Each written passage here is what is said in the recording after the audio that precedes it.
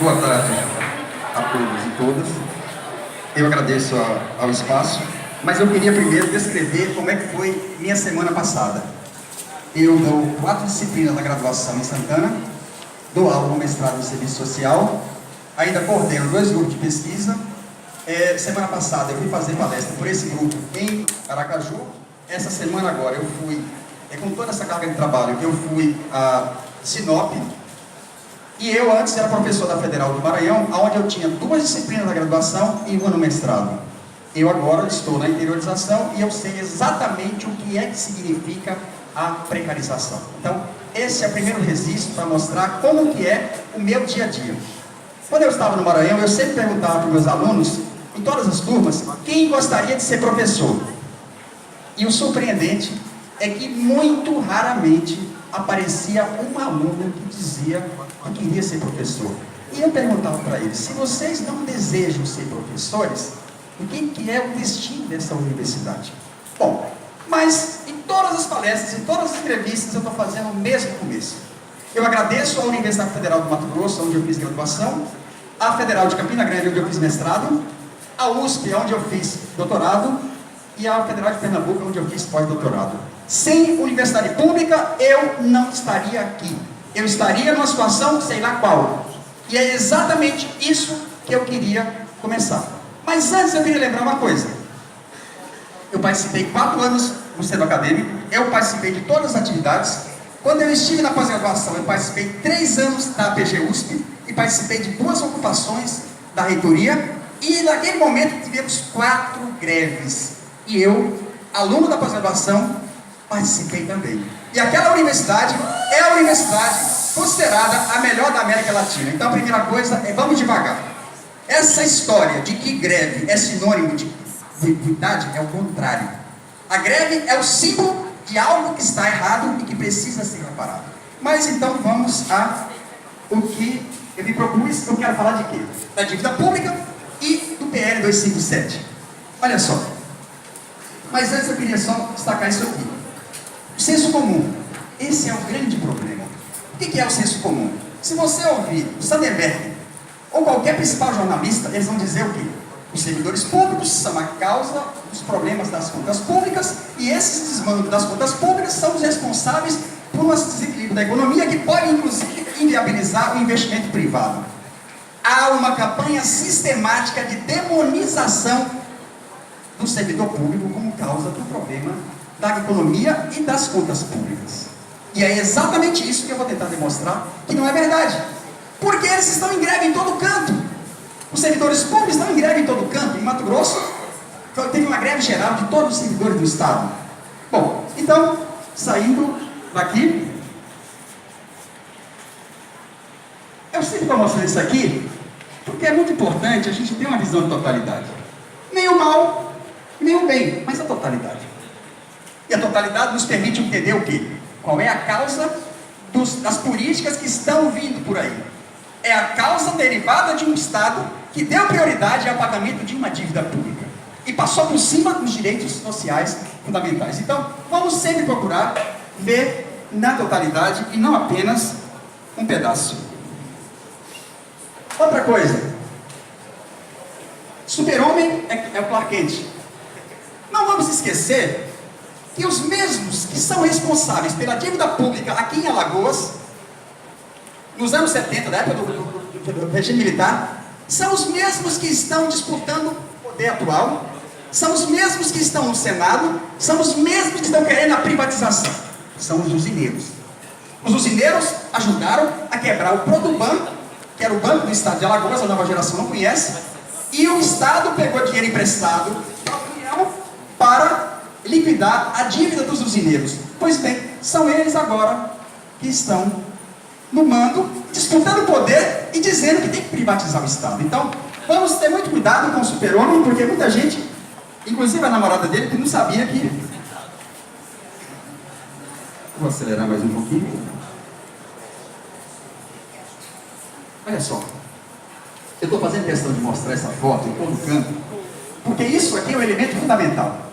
Eu identifiquei na internet que várias pessoas que são negras estão com a suástica no peito.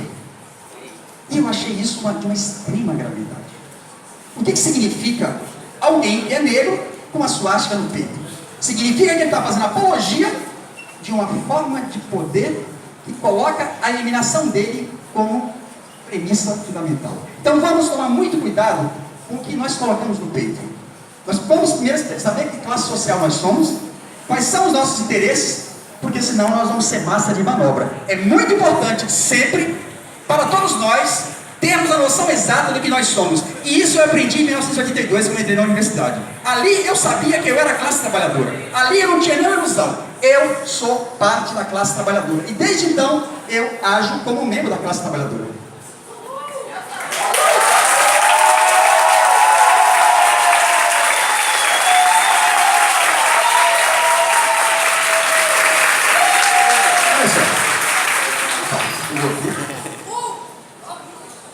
Olha só, então rapidamente eu vou falar sobre a dívida.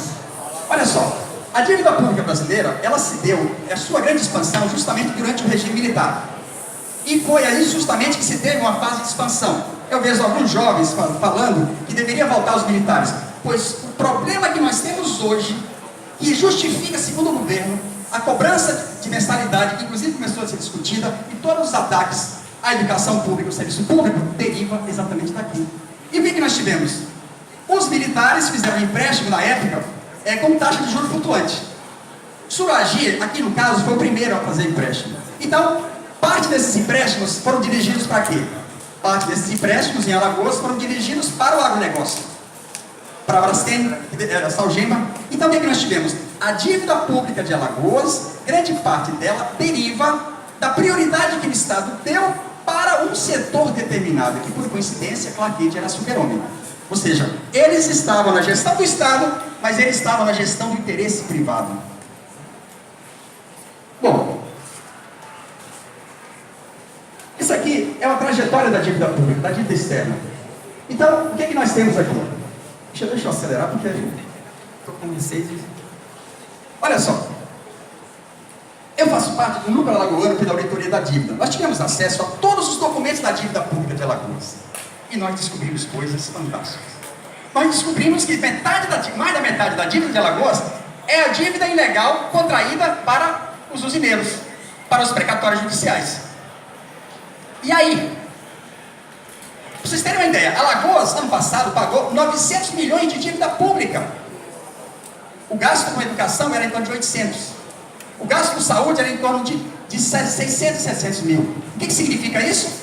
Que Alagoas compromete cada vez mais parte do seu orçamento para pagar a dívida pública. O que Alagoas pagou de dívida pública ano passado, dava para bancar 1,4 vezes ao FAO. Vocês têm uma ideia do que significa isso? Sim? Olha só, aqui mostra o quê? Aqui é uma análise geral das dívidas dos estados, porque parte da dívida federal é dívida dos estados. O que nós temos aqui? Olha só, para salvar os bancos estatais, ou saneá-los para depois privatizar, 55% da dívida dos estados veio disso. Como é que funcionou isso? Vamos pegar o caso do Rio. O Rio de Janeiro, o Banerj, a parte podre, o estado assumiu. A parte boa foi privatizada. O Banespa foi a mesma coisa. Então, parte da dívida atual dos estados deriva deste ato de salvar os empreendimentos privados e colocar a fatura para o interesse social. Isso aqui é o quê? Nós pegamos Tesouro Nacional. Todos os documentos que o Movimento da Auditoria Cidadã utiliza sempre tem referência bem definida. Próximo. Bom, mas o que aconteceu mais à frente? Em 1997, nós tivemos aqui em Alagoas um episódio que talvez ninguém mais se lembra. Os servidores públicos ficaram 9 meses sem receber salário. Alguém se lembra? Teve uma onda de suicídio muito grande. Os policiais militares, civis e todos os trabalhadores se unificaram, foram para a porta da Assembleia Legislativa e enfrentaram o Exército. Quem quiser, é só pegar no YouTube está lá assim, procura dia que Suragi caiu, vai aparecer esse vídeo. É muito importante para a geração nova assistir esse vídeo, porque o que nós estamos caminhando para construir nesse estado e nas demais unidades federativas é uma situação muito parecida. Em Mato Grosso já estão congelando salário, no Rio Grande do Sul já está 3 meses atrasado, em Sergipe já parcelaram o salário, ou seja, nós estamos correndo um risco de os servidores do Estado terem restrição na sua remuneração que já está sem reposição da inflação. Próximo. Bom, mas o que aconteceu? Em 97, o governo brasileiro, a União, pegou a dívida estadual e transformou ela em dívida federal. E foi através da Lei 9496. Só que aí que aconteceu uma armadilha muito grande. Por quê? O governo rolou a dívida dos estados e cobrou 6,5% mais o IGPDI, que é uma taxa muito elevada. Eu fiz um estudo de quanto que o estado de Alagoas pagou de dívida pública. E olha só, o estado de Alagoas, que tomou emprestado 2,3 bilhões em 1999, até 2014 pagou 7,3 bilhões e deve 11 bilhões. Pois bem, nós constatamos várias ilegalidades. Uma delas é o que se chama anatocismo. Esse anatocismo, que é o juros sobre juros, o Supremo Tribunal Federal, através da súmula 121, estabeleceu para 11 estados que esta dívida, que essa parte correspondente ao anatocismo, seria zerada. Sendo gerada, o que aconteceria? Você não teria mais que pagar. Ou seja, o estado de Alagoas ficaria praticamente sem dívida. O que os governos estão fazendo? Estão querendo fazer uma nova renegociação por mais 20 anos, sem fazer auditoria, porque a Constituição de 88 estabelecia que todas as dívidas deveriam ser auditadas. Então, na hora que o STF define para 11 estados que o anatocismo é ilegal, os governadores, de forma servil, aceitam uma negociação, mas qual é o preço dessa negociação? É aí que começa o saco da maldade. Porque eles vão fazer a renegociação, mas eles querem privatizar tudo que sobrar. Por exemplo, então querem privatizar agora a CEAL, a Casal. Eles querem como resposta congelar salários. Eles querem como resposta desestruturar as carreiras, que é o que eu vou falar mais à frente do PL 257. Mas só lembrando que a dívida que nós temos hoje, grande parte dela é dívida questionável e ilegal. Próximo. Bom, vamos lá. Pode passar. Mas olha só, pegando o PL 257, o que nós constatamos aqui? Olha só, no PL 257 está lá: finalidade, assegurar a manutenção da estabilidade econômica, crescimento econômico e sustentabilidade intertemporal da dívida. O PL 257 tem como objetivo explícito exatamente isso aqui. Ou seja, criar condições para que a dívida pública continue a ser prioridade. Aqui em Alagoas corresponde a 13% da receita corrente líquida, 1,4 vezes o orçamento da UFAO. Eu ainda não fiz a conta real, mas deve ser uma extremamente elevada. Então, se submetidos a uma auditoria, tanto as dívidas dos estados como a dívida federal seriam em grande parte anuladas. Depois eu vou voltar a isso. Então, olha só, o que o PL 257 propõe? Alongamento oneroso para pagamento da dívida dos estados com a União. Primeiro, renegociou 30 anos, quando estava completando 20, fizeram uma nova negociação para mais 20. Intenso ataque aos direitos dos servidores e intervenção mediante monitoramento e avaliação dos estados. C. União poderá receber bens, é o que eu falei das privatizações, limita o gasto primário a percentual do PIB redefinido o plano plurianual. O plano plurianual ele vai determinar os princípios para a lei de orçamento anual durante 4 anos. Significa que aqui já está estabelecido exatamente o horizonte de cortes e de reorientação das despesas. Possibilita o regime especial de contingenciamento, considera aposentados e pensões como despesa de pessoal. Isso aqui é uma coisa extremamente séria, porque isso aqui significa o quê? Se você colocar aposentados na despesa de pessoal, vai atingir o limite prudencial, que é de 40% muito rápido. Mas mais que isso, o que é isso aqui na verdade? Onde é que está o dinheiro que eu contribuí para a Previdência? Onde é que está o dinheiro que o Estado, o patrão, deveria ter feito? Tudo isso pode ter desaparecido. Mas, deixa eu ver, permite a contratação de dívida para reduzir pessoal, transforma a União em seguradora internacional para investidores, desrespeita as vinculações de recursos e garantia de remuneração da sobra de banco. Próximo. Agora, vou falar, depois eu falo. Bom, aí tem a PEC 241. A PEC 241 Qual é o objetivo dela? Faz-se necessário mudança de rumo das contas públicas para que o país consiga, com a maior brevidade possível, restabelecer a confiança na sustentabilidade dos gastos e da dívida pública. Eu estou pegando citação do próprio documento da PEC 241. Ou seja, as duas ações elas têm como único objetivo criar condições para continuar a pagar uma dívida que sabemos que mais da metade é ilegal. Congelamento de salários primários, gasto primário por 20 anos. Vai ser difícil dizer futuramente, eu quero estudar.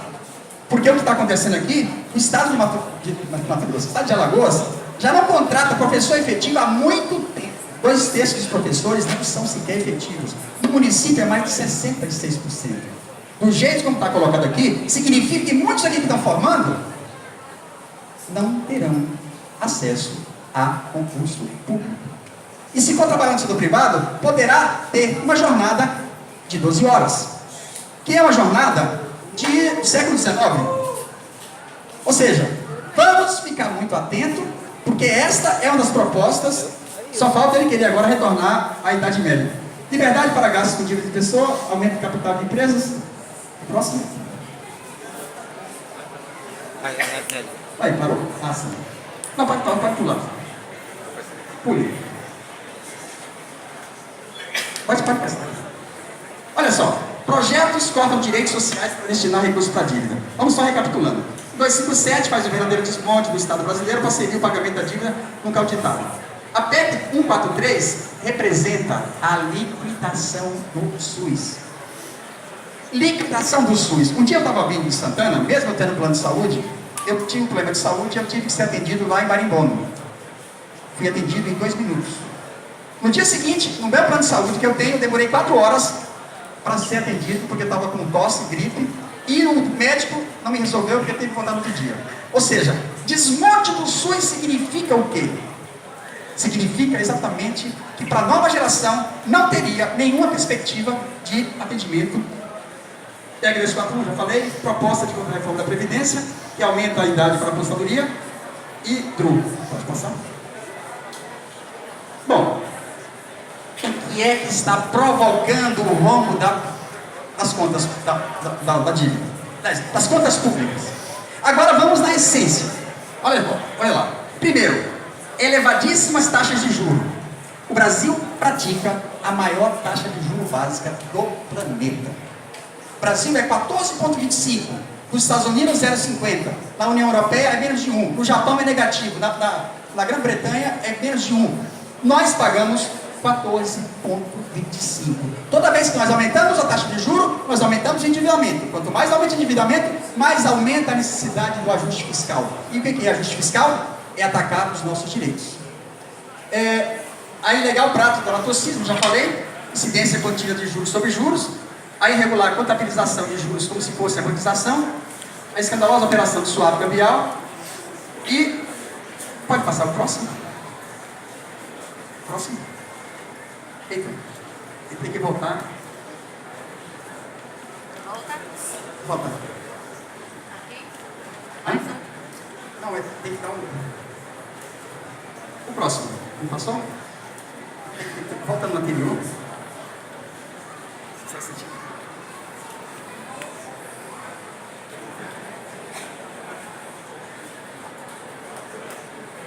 Bom, próximo. Quer pular aí? Travou, o que aconteceu? Eu só estou passando por lado. Ele quer que volte. Você quer voltar? Não, eu quero a próxima. Não, antes disso. É esse. Não, a próxima. Essa, exatamente. Quem são os detentores da dívida pública? Os detentores da dívida pública são os principais banqueiros.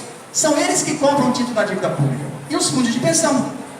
E isso significa o quê? O lucro dos bancos. Então, toda a prioridade que é dada para pagar a dívida pública tem como desaguador final o quê? O lucro dos bancos. Por que compramos título de dívida externa? Quais dívidas externas privadas foram transformadas em dívida pública? Olha, para a nova geração é muito importante saber que em 79, quando a taxa de juros americana subiu, as dívidas privadas externas foram transformadas em dívida interna. A dívida do Bradesco, a dívida do Itaú, a dívida da Fiat, tudo isso se transformou em dívida pública. E o que aconteceu? E nós começamos a pagar. Ou seja, houve o que se chama de estatização da dívida externa com efeitos danosos para a gente. Quem são os beneficiários da operação do mercado aberto? O próximo. Bom, mas vamos pegar uma experiência do que aconteceu no Equador. No Equador, a Maria Lúcia Patorelli e vários outros